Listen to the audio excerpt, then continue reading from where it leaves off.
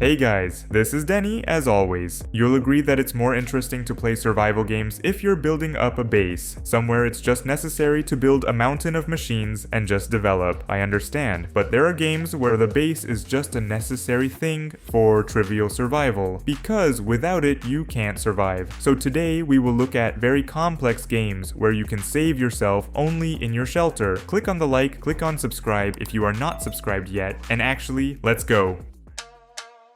Do you miss adrenaline and dynamic gameplay? The perfect place to get it all? Good old Crossout. Tense battles, dozens of different vehicles, and hundreds of parts for their customization are waiting for you. You can make a powerful, bulletproof tank and destroy your enemies just by the look of it. Or make something smaller, but fast, and get in the back of unsuspecting enemies. In any case, Crossout is the best place to show everyone who is a real pro. Download the game at the link in the description.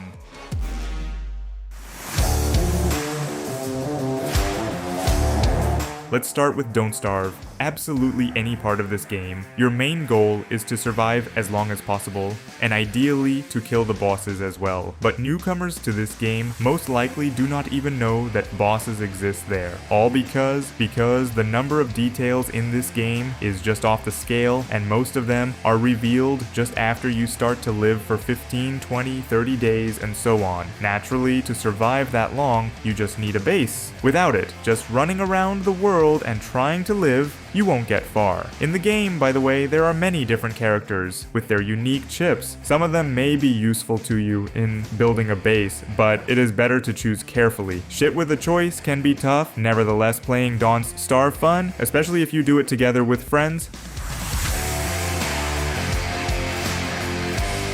The second part of the forest, like the first game, takes you to another paradise island during the mission to rescue a missing billionaire. With the appearance of cannibals, the situation will become critical, prompting you and your group of survivors to build a shelter and arm yourselves to prepare for the horror that is to come. Like the last installment, Sons of the Forest offers deep survival and crafting mechanics that allow you to decide for yourself how to deal with the dangers and immediate problems. Crafting is plentiful in the game and is essentially necessary to deal with the attacks of the natives. Sure, you can probably just run around the map like a madman and blow through the game, but if you're in no hurry, the natives will attack constantly, and a strong base is essential for survival.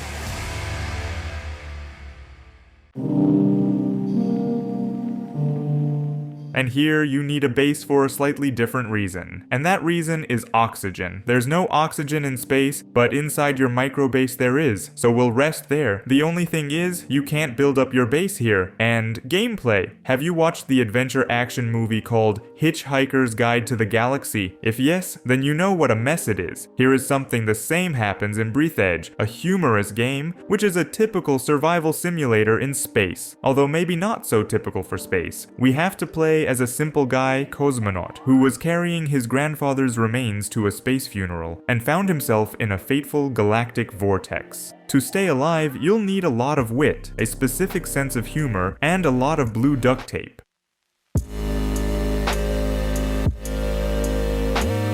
Usually, survival horror games are much more horror than survival. Developers often just add a few survival mechanics, and that's the end of it. Darkwood is a game about survival in the woods and a great horror, and the developers added both components in equal proportions. So, we find ourselves in a creepy forest where there are dangers at every step. During the day, our task is to carry away, in our capacious pockets, as many things as possible, which can be useful at night, because when the darkness descends on the forest, the real hell begins. These places are not very friendly even in the sunlight. In the forest you will be attacked by animals and even poisonous mushrooms. But at night, all the local inhabitants, including other worldly entities, just go crazy with thirst for your blood. That's why it is necessary to hide for the night on some base for survival.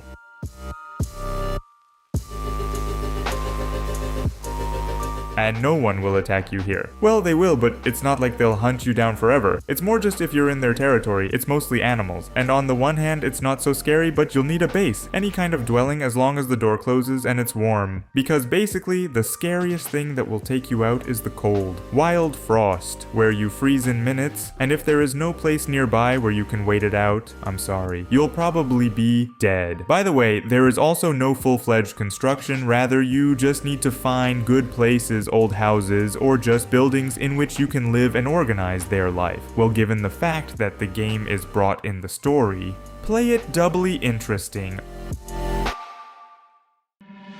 Break me down and make me weak. Rust is a hardcore MMO, the only goal of which is to survive. For each player, this exciting and dangerous adventure begins the same way. He finds himself in an unfamiliar and hostile world, naked, barefoot, and in complete confusion. Then everything happens according to the classic scenario. You need to dress up in something, find food, build a shelter, and then craft all new items to increase your chances of survival. However, the most important thing that will affect these chances is whether you can join a group of similar survivors, because loners in this world have a hard time. Ideally, if you have friends in the game, together the construction will go faster and the enemies will be less scary.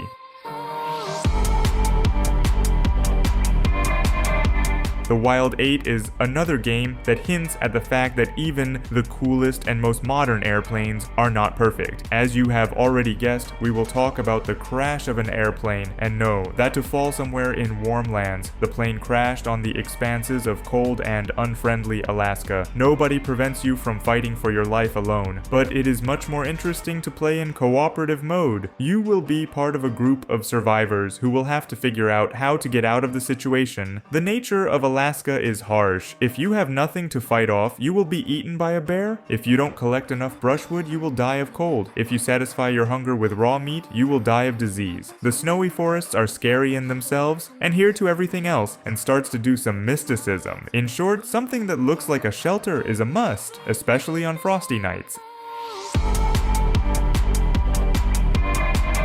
In 7 Days to Die, you play as one of the lucky few, immune to an unknown virus that turns people into flesh-hungry monsters. To survive, you will not only have to fight hordes of zombies, but also develop your own survival system to withstand all the dangers. The game is essentially a sandbox, with a lot of freedom in terms of building and exploring, so one of the most logical decisions in 7 Days to Die would be to go into the woods, away from civilization, and try to set up a quiet secret hideout there. For this, you have, as you know, 7 days, and after which all the animals of the world will come to you and try to eat you. A fortified base is a must.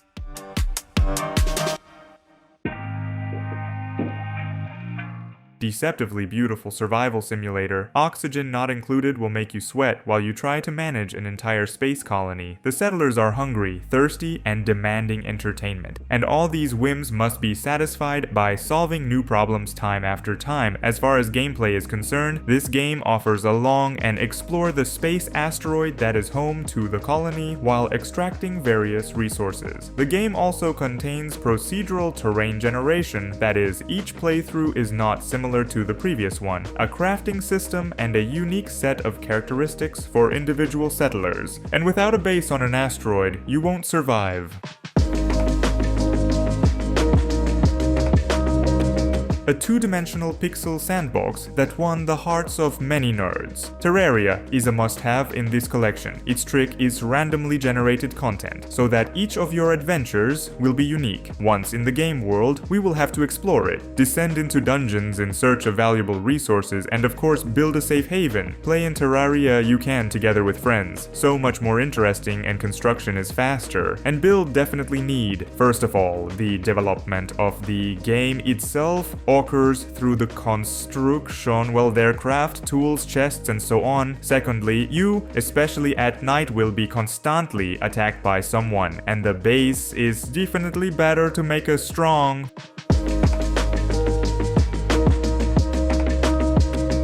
Frostpunk is not quite a typical survival game, but the base is at the heart of everything. It is the heart of your settlement, a place where people can warm up and not die from the bitter cold that has consumed the world. Not so long ago, they showed screenshots from the second part of Frostpunk. Well, here you are, waiting for a survival strategy with a mountain of difficult decisions that will affect how long people can live and how long you will sit on the throne of the local. The game is quite deep, and the longer you play it, the harder it becomes to keep up with everything. But the game is cool, either way.